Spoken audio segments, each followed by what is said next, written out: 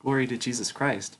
The gospel reading for the Sunday of Orthodoxy is John 1, verses 43 to 51. So we'll read that gospel and then go through the commentary by the blessed Theophylact. So John chapter 1, verses 43 to 51. The following day, Jesus wanted to go to Galilee, and he found Philip and said to him, "Follow me."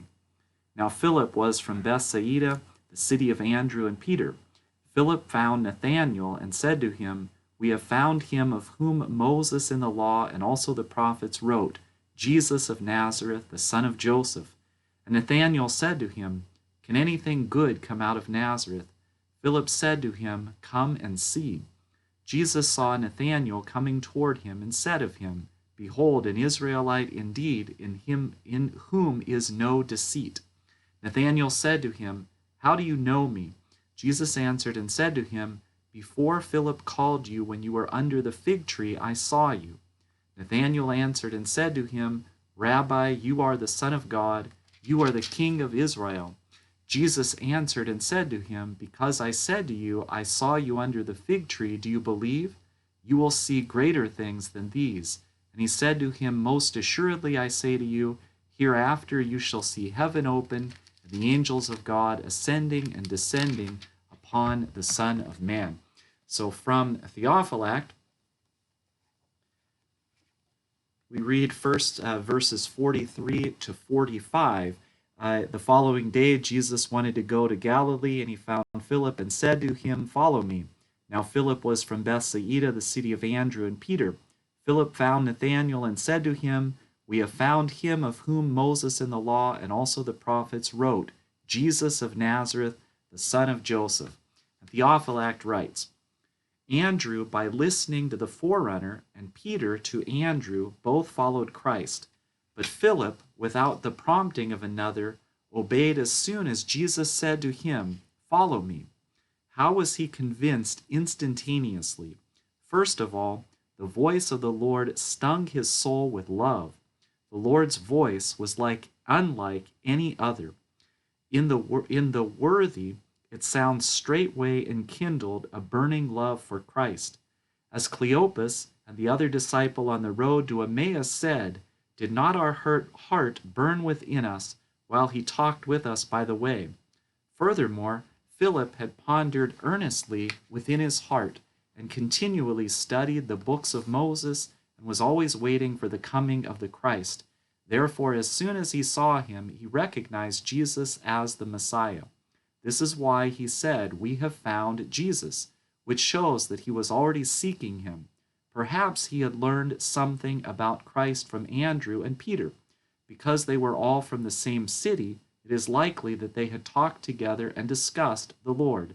The evangelist seems to imply this when he says, "Now Philip was of the city of Andrew and John." Bethsaida was a very small city, more like a village. We should marvel at how Christ, in his might and omniscience, could find such eminent disciples in such insignificant places. Philip does not keep the glad news to himself, but shares it with Nathanael. Because Nathanael was a diligent student of the law and knew it thoroughly, Philip refers him to the law and the prophets. Philip calls the Lord the son of Joseph because the Jews thought Jesus was Joseph's child. And he says Jesus is of Nazareth, although he was, properly speaking, from Bethlehem. Christ was born in Bethlehem and raised in Nazareth. However, since his birth was hidden from most, while he was known to many as a youth, they called him Jesus of Nazareth. And then verses 46 to 48. And Nathanael said to him, "Can anything good come out of Nazareth?" Philip said to him, "Come and see." Jesus saw Nathanael coming toward him and said of him, "Behold, an Israelite indeed, in whom is no deceit." Nathanael said to him, "How do you know me?" And Theophylact writes, Philip had said that Christ was from Nazareth, but Nathanael, accurate and exact in his knowledge of the law, knew that the Messiah should come from Bethlehem. This is why he said, Can there be any good thing that comes out of Nazareth? Philip answered, "Come and see," knowing that once Nathanael had tasted Christ's words, he would never leave him. Christ commands Nathanael for being a true Israelite, who says nothing either to curry favor or to incite ill feeling. Nathanael's response stemmed not from disbelief, but from a discerning mind well versed in the law. He knew that the Christ would come from Bethlehem, not Nazareth. How does Nathanael respond? Does Christ's praise elicit conceit? Not in the least. Intent on confirming the identity of this man, he asks, "How do you know me?" Then the Lord reveals his divinity by speaking about things unknown to anyone except Nathanael and Philip, who had spoken privately. Although he was not present, Christ knew all that had taken place. This is why he says, "When you were under the fig tree." The Lord said this before Philip drew near, lest it be suspected that Philip had told him about the fig tree and his conversation with Nathanael. Nathanael at once understood who the Lord was and confessed him to be the Son of God. And then in verses 49 to 51, Nathanael answered and said to him, "Rabbi, you are the Son of God, you are the King of Israel." Jesus answered and said to him, "Because I said to you, I saw you under the fig tree, do you believe? You will see greater things than these." And he said to him, "Most assuredly I say to you, hereafter you shall see heaven open and the angels of God ascending and descending upon the Son of Man." And Theophylact writes, "Prophecy has great power, even greater than miracles, to move a man to believe. The demons can simulate miracles, but not even angels, and still less demons, have perfect foreknowledge and the ability to predict future events accurately. Therefore the Lord drew Nathanael to himself by mentioning the place where he had been standing, and that Philip had called him, and by referring to him as a true Israelite.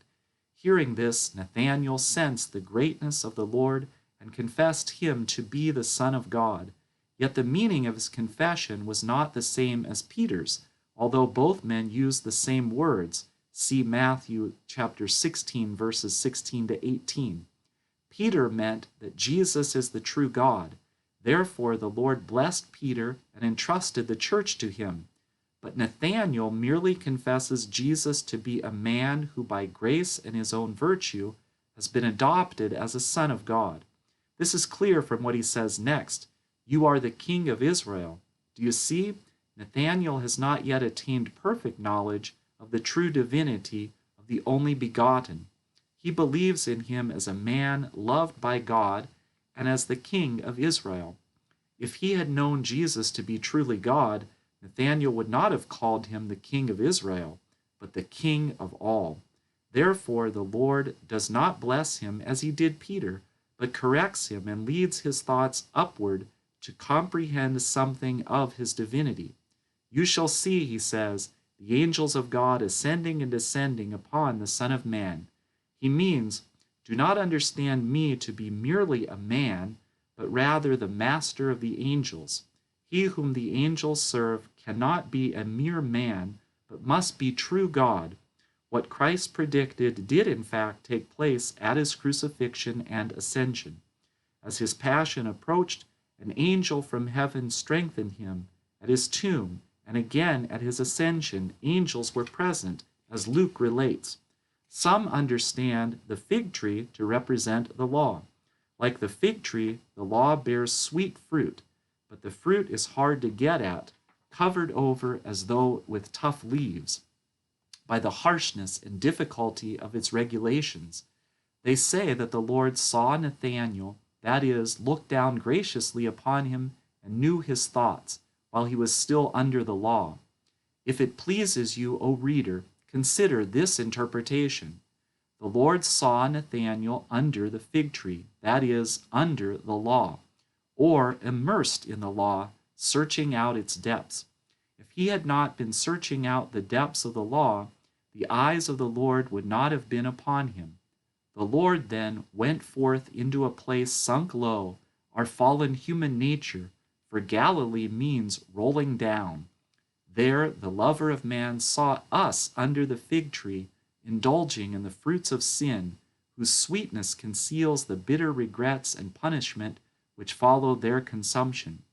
Christ, the King of all who see God, Israel means seeing God, chose as his own those who confess him to be the Son of God. And now, if we persevere, he will count us worthy to behold even greater things, angels ascending to the height of divine knowledge of him, and descending because his essence is incomprehensible. Also, a man ascends when he raises his mind to study the divinity of the only begotten, and he descends when he contemplates the Lord's incarnation and harrowing of Hades. So this is the gospel for the Sunday of Orthodoxy, and I pray that it will be a blessed and special event. We'll have a special guest with us, Father John Mashburn from Memphis, and he'll be with us for liturgy on Sunday, as well as the Sunday of Orthodoxy Vespers, at the Pan-Orthodox Sunday of Orthodoxy Vespers at 5 o'clock on Sunday. Glory to Jesus Christ.